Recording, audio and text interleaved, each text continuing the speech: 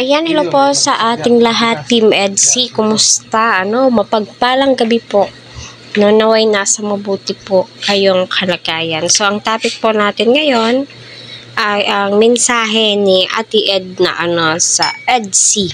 So, di ko din lubos akalain na isa po siyang fans, number one na kinikilig, sa tambalang EDSI. So, sino ba naman ang hindi kikiligin, habang pinapanood mo itong EDSI, na alam naman po nating lahat na hindi po ito scripted. Lahat na po ng sinasabi na Edu kay VNC ay pawang katotohanan na po, kasi nabihag na po ni VNC ang puso ika nga ni Edu, So sabi nga po ni Edu, baka ginayuma mo ako kasi bakit ganito yung nararamdaman ko, 'di ba? Nasa part 22 ata 'yon or 23, So, ayun, naway patuloy po nating suportahan si Kalingap Rab, Kuya Val at ang buong Team Kalingap.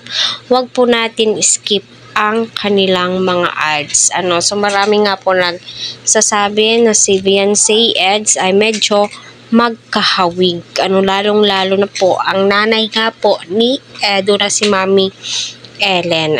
So ayun nga po, grabe yung reaction video ni Ate Ed na sa tambalang EDSI. Grabe din po yung suporta po niya, So mapapasana all ka na lamang po talaga, kasi lahat ng family Matubang Alzula ay suportado po nila at inaabangan po nila ang Team EDSI kasi iba daw po yung kilig na ibinibigay po nila.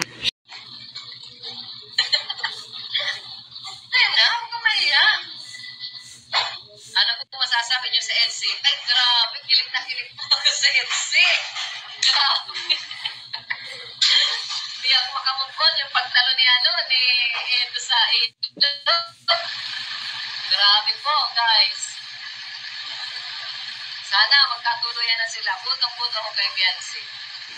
Sipag na, alam niyo po yung mga batang laki sa hirap, laki sa yung na marami pang kapatid, yan po yung mga nagsisikap. Katulad dito. So ayun, diba, pati yung mga sa Ate Edna ay gusto din po niyang magkatuluyan si VNC at saka si Eds.